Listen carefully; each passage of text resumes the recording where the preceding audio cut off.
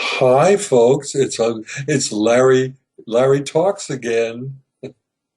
Some people have complained about my open shirt, and we decided that's my signature. Get over it. Life goes on. It's me. You don't have to like it, but it does identify, sort of make me stand out. Okay. Today's topic is change, and I'll tell you why. Political change, which seems to be the hardest thing to bring about. Last weekend, I saw three documentaries that were done in the 1960s. These are original documentaries. They showed completely. One was about, I can't think of the guy's name, a really famous civil rights black guy, but he wrote Giovanni's Room, and he's gay. And this was a tour of San Francisco, so it meant a lot to me because you were actually seeing the places that I grew up in 1963. They actually stopped in front of the cathedral that had burned down and talked there for a few minutes. And that was a very nostalgic moment for me. And of course, they bemoaned the fact that we have no political power. Then they had a half hour on Mario Savio. Mario Savio began the free speech movement at Berkeley and is tremendously influential. And most of the time in this film, he was ranting about how useless the whole movement was. And boy, was he wrong. And that's why I wanted to talk about this. How could he be so wrong that he didn't have any influence? You know what he did? He did away with the draft. He alone, I mean, the things that he did ended the draft in the United States. It took a while. It took probably 10 years. Poor Mario died about 5 years ago of a heart attack. He's my age. He was my age. So he was wrong. In this film, he was bemoaning the fact that nonviolent resistance accomplished nothing, and that the political movement of the 60s accomplished nothing. He could not have been further from wrong. And as I watched it, I realized, oh, I got to tell you how I fit in this story. I didn't know this till I saw this documentary. There were guys going to Canada. There were guys being prosecuted, and I should have been one of them. I was 26 years old in 1966. I applied as a conscientious objector.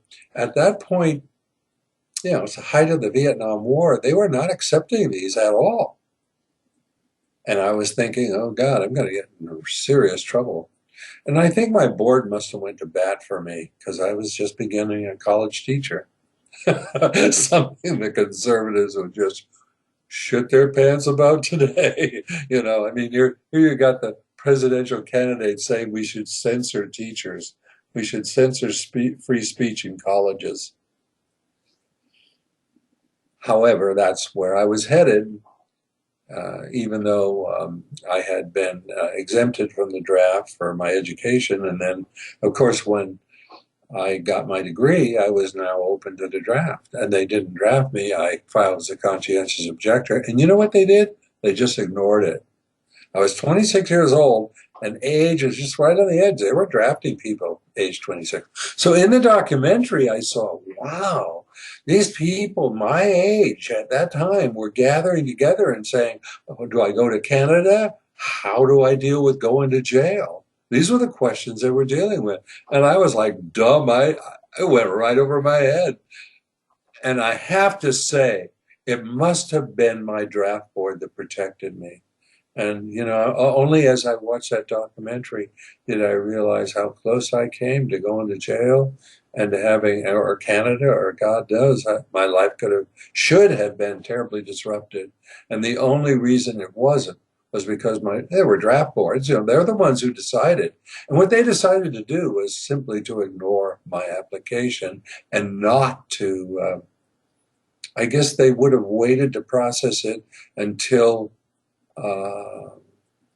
I was called, and I wasn't called. So the whole And I was totally innocent of all this. I had no idea. So Mario Savio was wrong. And in this whole documentary, oh shit, we failed. Oh, all he could do was go on about how we failed. And he was wrong because that movement ended the draft forever in the United States. We do not have a draft now. You have to go and register, but no one gets drafted. It's a totally volunteer army. Um, what else? There was another program. God, these were so interesting. Stokely Carmichael. So they had a documentary on Stokely Carmichael. I can't believe how eloquent this guy was. He had a college degree, and he went down south and he spoke. He got blacks to register to vote, and he invented the term Black Power and all the stuff that Malcolm X stood for. Um, the white man is the devil, and we have to say the only way where blacks are ever going to be better is to separate from whites. And that was his. And Black Power meant assuming power. And then the Black Panthers, who got guns and blew off the head of a judge in Sacramento.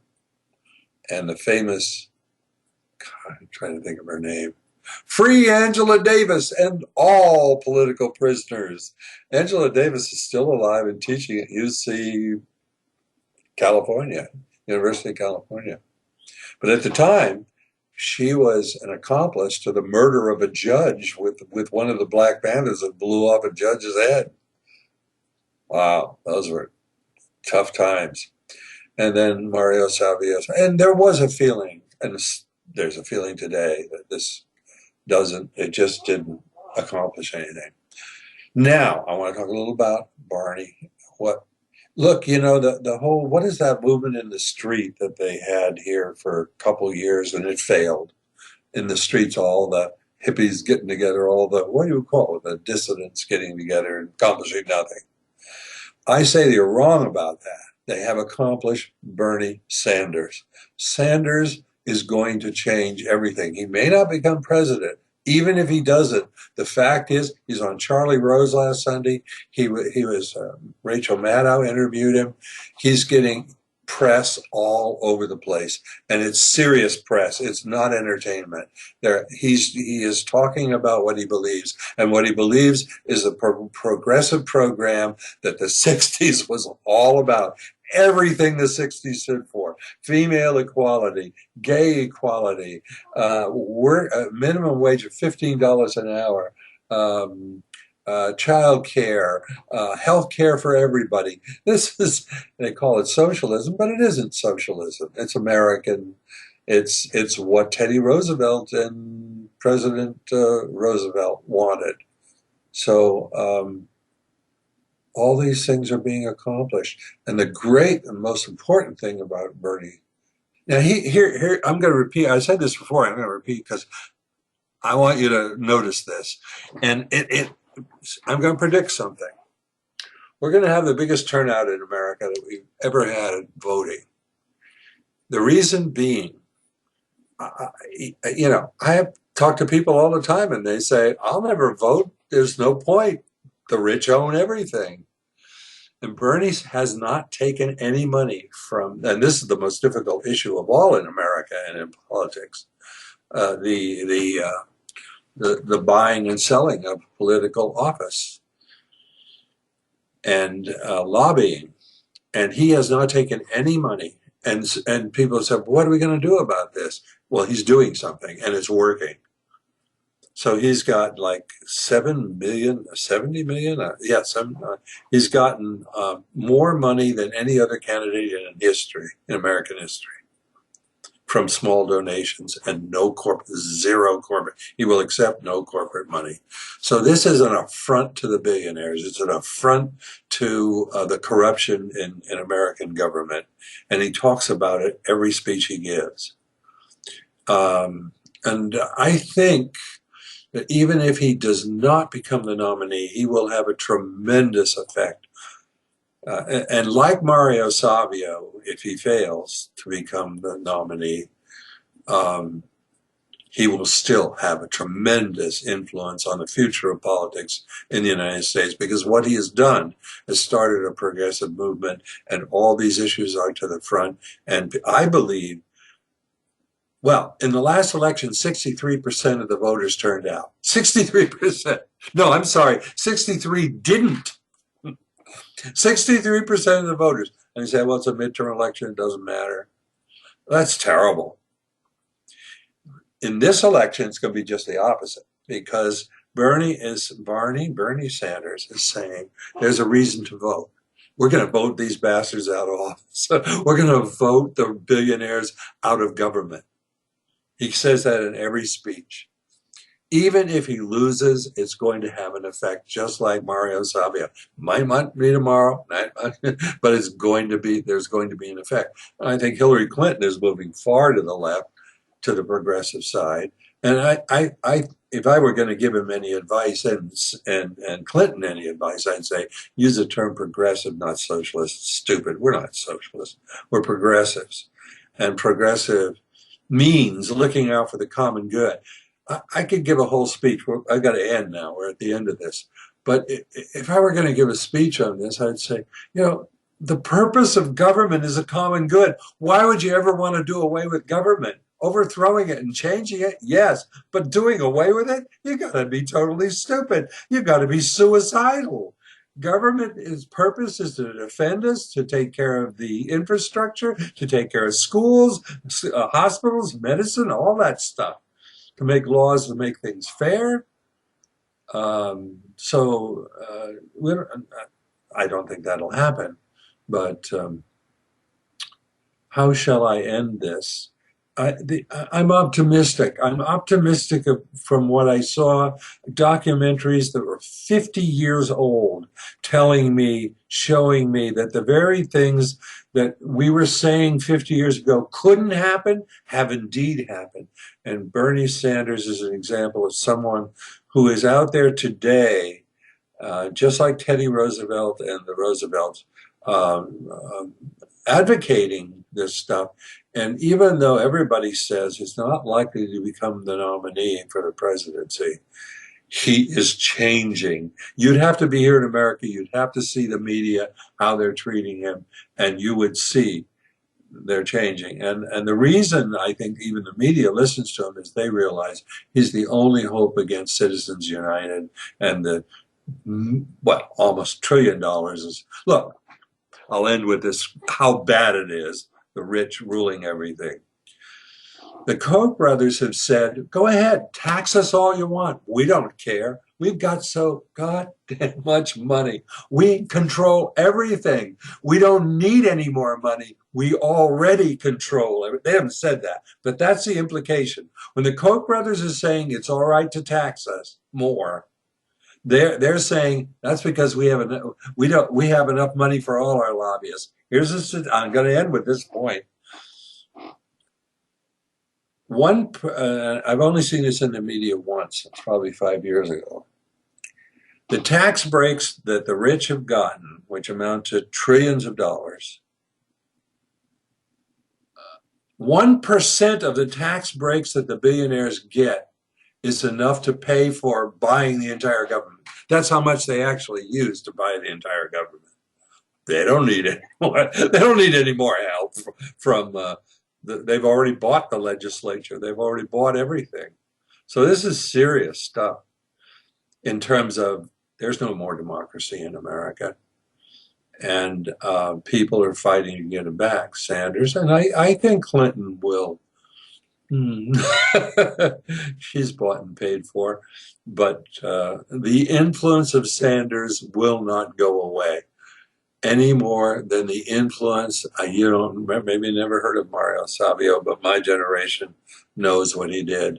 And look, all I have to say is he didn't do anything. The name means nothing to you. This is a guy that ended the draft in the United States of America. That's just one thing that he did. I won't even go into what he did about free speech and students at Berkeley, where he did all this. So I am hopeful about the future and so my point is, it takes a long time.